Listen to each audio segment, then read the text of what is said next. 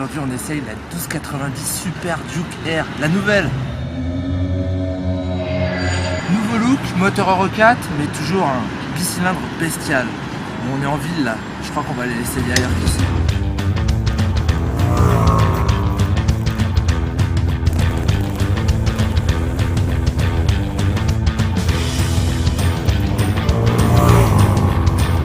La bête, ainsi nommée par KTM, est de retour cette année dans une version répondant bien évidemment à la nouvelle norme anti-pollution. Mais il n'y a pas que le moteur de cette 1290 Super Duke Air qui évolue. Plus charismatique, sa face avant s'enrichit en effet d'une optique repensée, un accessoire installé sur une nouvelle structure faite d'aluminium. Éclairage full LED de rigueur, il en va de même pour le nouveau feu diurne, la signature visuelle est impressionnante. La structure treillis apparaît maintenant sur l'ensemble de la boucle arrière. Quant aux écopes du réservoir, plus enveloppantes et agrémentées de grilles sur les entrées d'air, elles semblent avoir été retaillées au scalpel.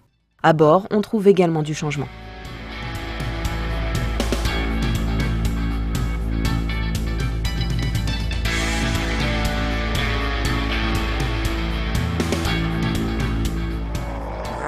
Je suis au guidon de The Beast 2.0, mais franchement, j'ai pas l'impression que la position de conduite a vraiment évolué. Pourtant, Katoche l'affirme, hein.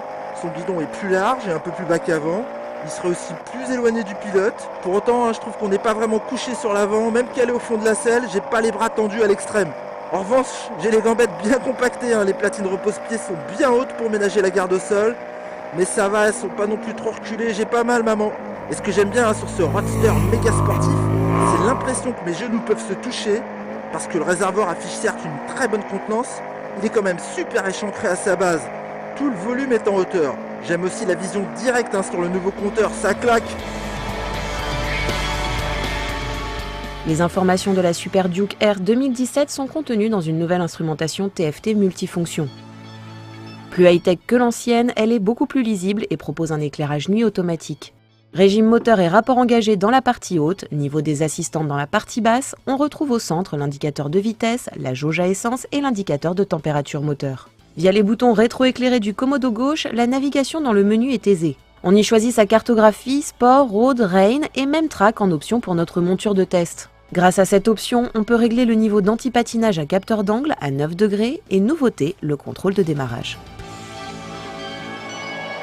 Alors j'ai pas testé ce nouveau launch control, je me suis pas mis en situation de course les gars, désolé. En revanche j'ai bien pris la mesure du nouveau régulateur de vitesse qui s'enclenche facilement via un bouton du commodo gauche, le même qui permet de gérer son allure également. Alors tout à l'heure je me suis calé sur autoroute à 130, c'était agréable d'évoluer vers les 4250 tours, mais vous le savez autant que moi, le gros twin autrichien là de 1301 cm3 n'est pas franchement fait pour cruiser la fleur au bec, lui il est taillé pour l'attaque. Et bien qu'il ait perdu 3 chevaux et autant de newton-mètres de couple dans la bataille qu'il vient de mener avec Euro 4, il est toujours explosif. Même avec 6 kg de plus cette année, je suis catapulté. Mais ça gère toujours aussi bien au niveau de la poignée, impossible de se faire surprendre. D'autant que je trouve que sous les 5000 tours minute, il est plus souple ce moulin, grâce certainement au nouveau clapet installé dans l'échappement remanié. Et autre nouveauté cette année, le Quick Shifter Plus KTM pour monter et descendre les rapports à la volée. Ce qui rajoute une bonne dose de sportivité à ce moteur, grâce à l'ambiance mécanique déjà bien marquée avec le pot qui pète à la décélération, j'adore. Nouvelle soupape d'admission titane aplatie, chambre de résonance remaniée, injection reparamétrée, si les performances sont légèrement revues à la baisse, le taux de compression lui augmente sensiblement. Côté partie cycle, pas de changement au niveau du châssis acier, ni du côté du système de freinage Brembo à capteur d'angle.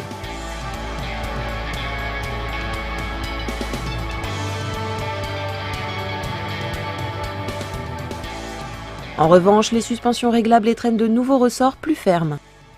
De plus, la grosse fourche inversée WP au tube de 48 mm et au circuit séparé possède de nouveaux réglages.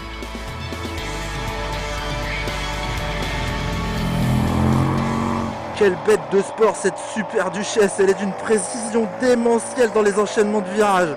Je trouve que ces nouveaux settings permettent de mieux gérer les transferts sur les freinages appuyés. Et avec son système, je peux vous garantir qu'ils sont vraiment très appuyés.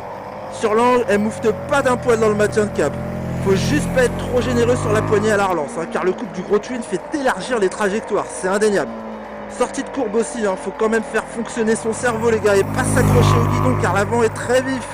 Et la morte de direction d'origine, non réglable, est à mon sens trop souple. Pour plus de fermeté, il faudra donc passer par le catalogue Power Parts pour équiper cette bécane de l'Amorto WP réglable, non sans augmenter la facture. La nouvelle KTM 1290 Super Duke R est vendue 16 690 €. Beaucoup plus qu'une BMW S1000R à partir de 13 750 €, mais toujours moins que la nouvelle Aprilia Tuono 1100 Factory, 17 199 €, ou encore qu'une Ducati Monster 1200 R à 18 690 €. La 1290 Super Duke R reste de surcroît la plus puissante de la famille des roadsters sportifs. Vendue avec sa nouvelle clé à transpondeur, pour des démarrages main libre, elle propose cette année 2 nouveaux coloris. Full black ou blanche, orange et noir pour notre modèle d'essai.